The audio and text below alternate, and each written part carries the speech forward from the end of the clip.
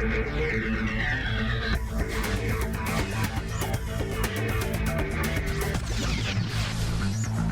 watching Stock Watch. I'm Zinati Guma, and joining me to unpack your stock-related questions today are Jean, Pierre Verster from Protea Capital Management and Sanlam Investments is Roy Mutooni.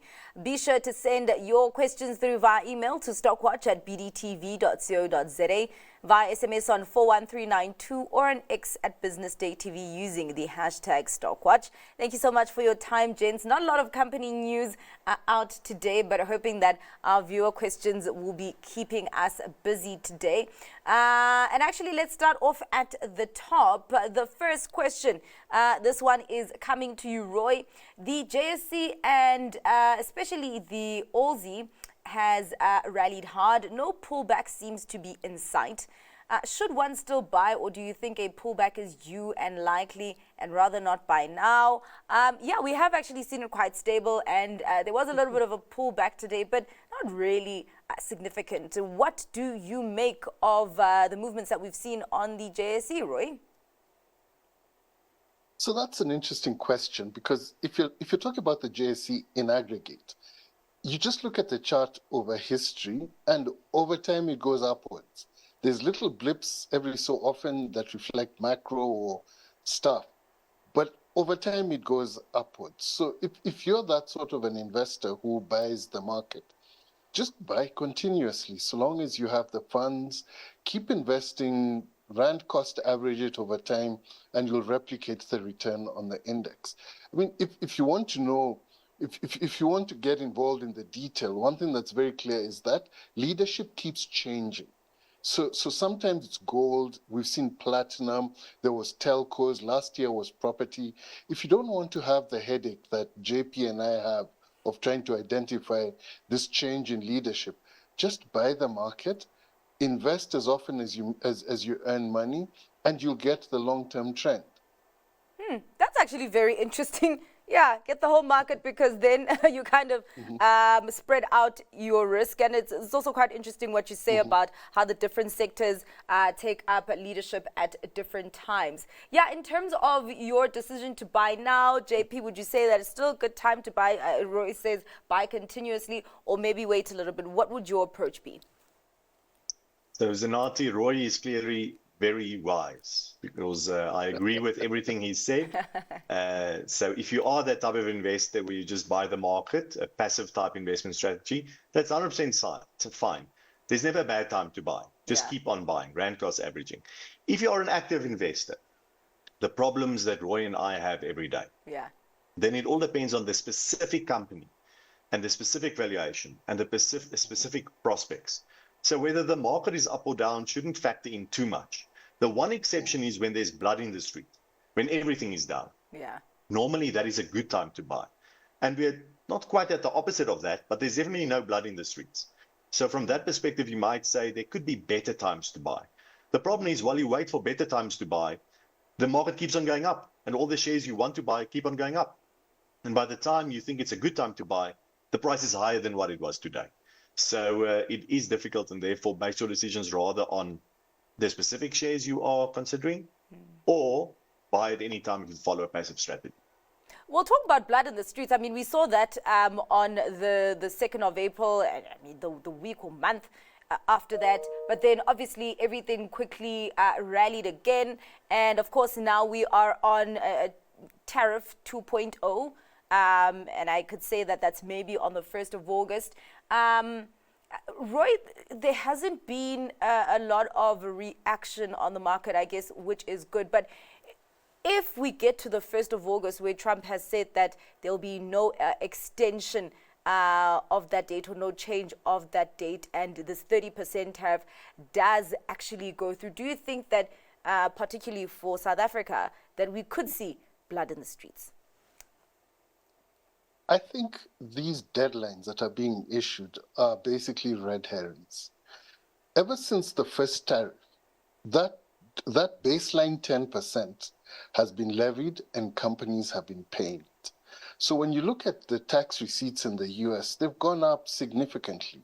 Because remember, regardless of what anyone says, the tariffs are paid by the domestic company. Yeah. And whether the domestic company takes it on their margins, gets it from the company they're importing from, it doesn't matter. That money is being paid. So that 10% has been coming through and it's been going into the fiscus. So that has worked.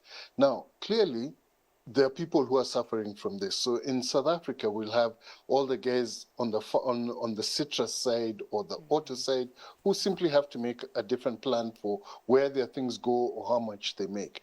That we're going to see when this deadline comes through. Remember, there's always fine print. There's exceptions. And when you look at the typical thing that happens with trade agreements, they're not agreed in 2 or 3 months. It takes an average 3 years to come to a concrete trade agreement, and it goes line item by line item. So no, I don't think that deadline really means anything more than he's going to move his attention span somewhere else. I think people everywhere are going to have to go into great detailed discussions about what they export to the US if the US is an important market to them. Others will have to find other markets, and life will go on that way. I think we need to stop being distracted by the deadlines themselves and understand the way to think about this is there are tariffs. They're either being taken on the margin or they're being taken by consumers, and demand is falling. So what are the implications for the aggregate economy from that perspective when you combine those two? Yeah. Yeah, I understand that these can take a long time to be fully concluded. But, I mean, is there anything that investors can do or should be doing at this point, JP, to protect themselves from maybe some of the sectors that could be the most vulnerable to these tariffs when they do get concluded?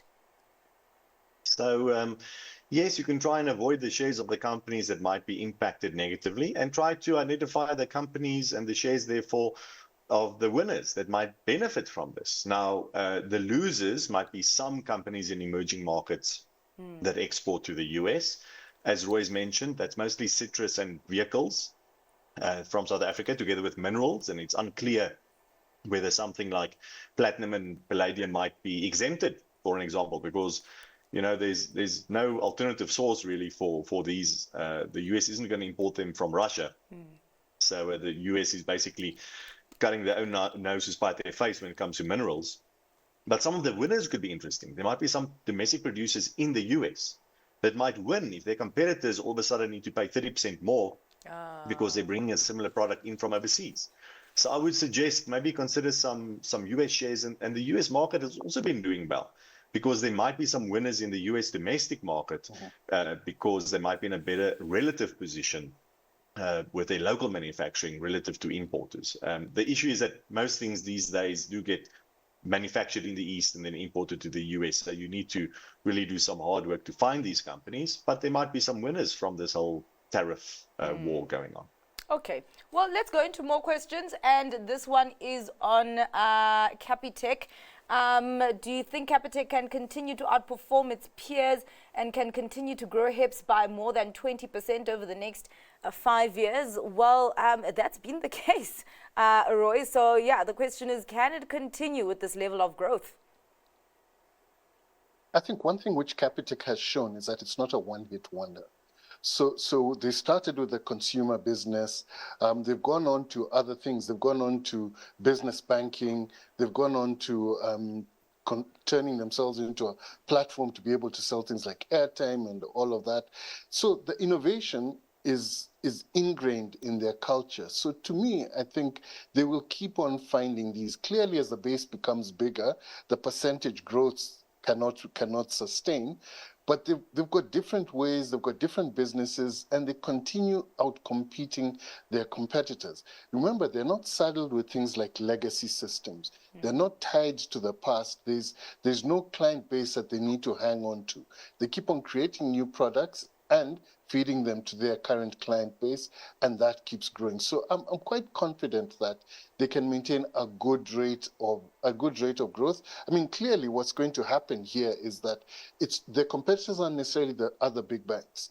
You're going to get little bits and pieces everywhere, like on the telco side, on the payment side, and that sort of thing. So that's how the market tends to fragment. But they've been a worthy competitor, I must say, and they lead the market in most of the things they participate in. Yeah. JP, let me ask you another question, because we got news today that Moody's has flagged that Standard Bank, being one of the biggest financiers of the government and state-owned companies, they flagged that as a risk. And I even think we had a reporting period where a lot of the banks were affected by some debt movements, some debt pressure in Ghana. Is Capitec shielded from that? Well, now you're talking about a different side of the balance sheet. It's about the excess deposits of a bank that gets reinvested into highly liquid financial instruments, and mostly those are government-issued debt instruments. And all our banks have got significant government securities, government bonds on their balance sheets. Because of exchange controls, we have more of a local link between the sovereign and the banks that you have in a lot of other countries that might diversify even further offshore. In South Africa, we also have a relatively small corporate debt market, so there's no other alternative. If you have excess deposits, like all banks have, and particularly Capitec has, there's basically the option to keep it in cash or to invest it in government bonds. Those are the only options. So yes, we have a stronger link between, it's called the nexus between the sovereign and the banking sector than most other countries. But our sovereign also, notwithstanding the fact that the debt might be higher than what we're comfortable with, is also seen to be in a not too bad position, because it also doesn't have too much non-rand denominated debt. So if we have a crisis, basically that crisis is going to be local, and if the government is in a crisis, the banks will be in a crisis, the whole economy is going to be in a crisis. We're all interlinked. Okay. We shouldn't be impacted too much by what happens globally. We can't be there shouldn't be contagion into the banking sector from what happens globally.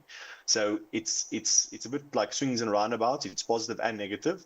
What I would say is one need to be aware of it, but I think we have bigger worries in the banking sector if we are in a situation where the government reneges on its debt obligations and doesn't pay on its bonds, then the banking sector is just going to be one of many casualties.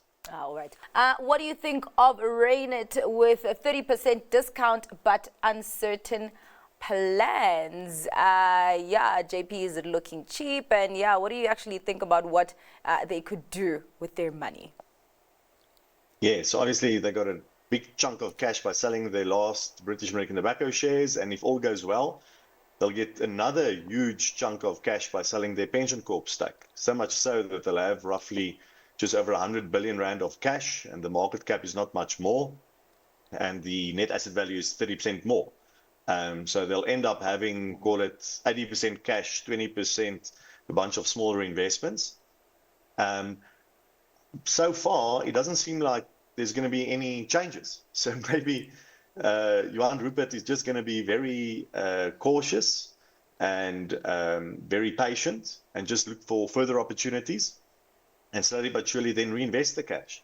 But at this point, they had a specific sentence at the end of the result when they said they're in serious talks to sell Pension Corp, where they said the cash will be used for the ongoing investment activities of Rainit. Now, you don't say that it will be used for ongoing investment activities, and then the next day pay out a big special dividend. Okay. Or say that you're going to wind up the structure. So it seems like the structure will continue, and that's potentially why the stock has actually come down quite a bit after that announcement, because people realize they're not going to get a big special dividend. Okay, I was actually wondering, because I mean we had that rally for about 2 weeks, and then in the last week it just simmered down a little bit. Roy, would you say that it looks attractive at this point or not? Well, it's a bet on what's going to happen, and they could strike it rich with another pension corp, or like Naspers and Tencent. They could, or they could get a bunch of duds. Who knows? The one person who knows is Johan Rupert. This has been his vehicle from the beginning. They've got all these subsidiary little investments that to external shareholders like us don't make much of a difference. So it's a matter of wait and see. I think the thing about it is that you have to understand is by selling Pension Corp, they've realized value in cash, so the discount closes. So for you as an individual investor, you actually want to get the money back because it's been trading at that 30 or 40% discount. It feels you want the money back. But clearly there's a big shareholder who's going to drive the investment process. I guess all you can say is wait and see. Okay. All right. Well, let's go into commodities. This one is on Sibanye, Stillwater. Up 60% on Sibanye. Should I continue to hold?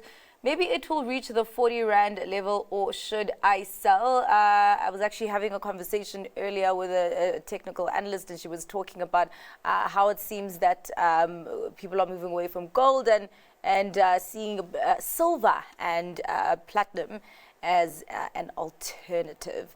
Sibanye has been on our good books on the JSE, a little bit down though today. But yeah, JP, your outlook on Sibanye, if it can still run further? So Sibanye is run because the PGM price is run, principally platinum and palladium. Rhodium has shown a little bit of life, and that's the one of the platinum group metals that created the previous bubble we had 3 or 4 years ago. So for a proper bubble to develop, you need rhodium to go through the roof. So this might be a small bubble, and if that is the case, there could be a further upside for Sibanye and the other PGM producers. But it all depends on what the PGM prices are going to do next. So no one knows that answer, Zanati. I would guess that, sure, I actually don't know. If I would guess, it would literally be a 50-50 call, whether the PGM basket price is going to keep on going up or whether it's now going to start trending down again. I have no idea. And that's why generally I stay away from these commodity companies, because their fortunes are intertwined with the commodities, the price of the commodities that they sell. So you first need to have a view on the PGM prices before you can have a view on the Sibanye share price. Yeah, and these PGM prices and miners are very, very volatile. You never know what's what on each day. The viewers already made 60%. And yeah, Roy, I mean, when you've made that much, you kind of feel like maybe I should hold on to get a little bit more. But also, would it be a bad idea to take off some money off the table at this point? The truth is there's no connection. He could have made 60, could have made... The thing about it is we're coming from certainty, which is the 60, and we're looking into the future, which we don't know. The only thing, exactly as JP says, is you have to have certainty or a good look into where PGM prices are going. Now, the one thing which I would say is clearly that's a function of autocat production and everything. But just remember why rhodium is so important. Rhodium is the only one that's not traded in ETFs and that sort of thing. So it doesn't have investment demand in itself. That is actual hard on-the-ground demand, and that hasn't moved.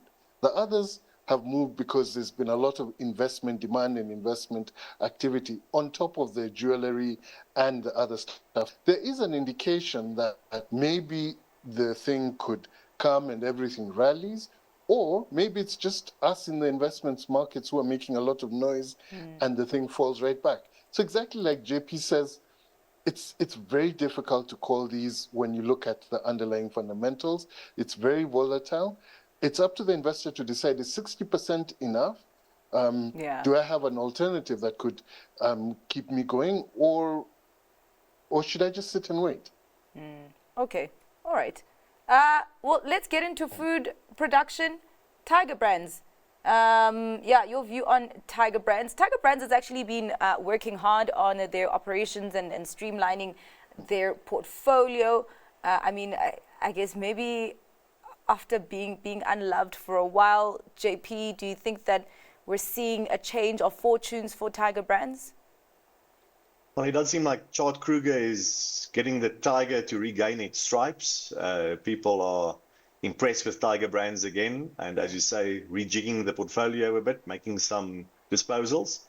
If you look at the operating performance, and specifically from this point forward, I would expect it would be strong, but the share price has run a bit ahead of the expectation, in my opinion.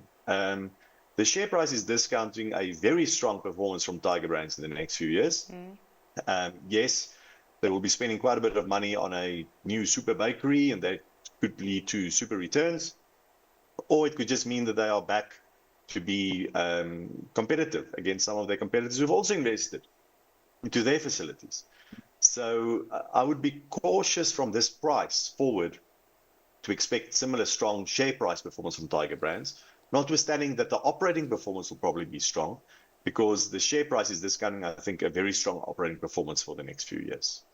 All right. Well, in that sector of food producers, Roy, where would you be placing Tiger Brands?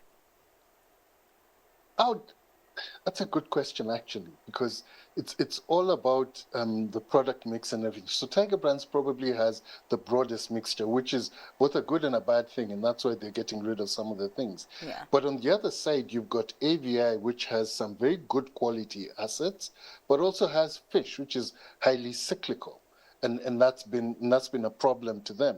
And then you've got Premier and Rhodes. So Premier is predominantly bread, and they're doing really well on bread, and they're the ones who really push Tigers on that bread market. So I think I would actually prefer them and their plan, because it's narrow, it's focused, and they've invested aggressively over a longer period of time. And then there's Rhodes Foods, which, while it's small and illiquid, has invested so well over the past few years that they're number one ranked in most of their product categories. So these are not going through turnarounds. Yeah. These are businesses that have continuously invested and done well. And I think you'd be hard pressed to pick a turnaround story such as Tigers at these prices relative to those which you know where they are going over the short to medium term. All right. I don't have time, so JP, I'm going to ask you this question, and you have to be very quick. PepsiCo and Starbucks, consumer stocks in the US, future prospects. I think weren't they disappointments, I think, in their last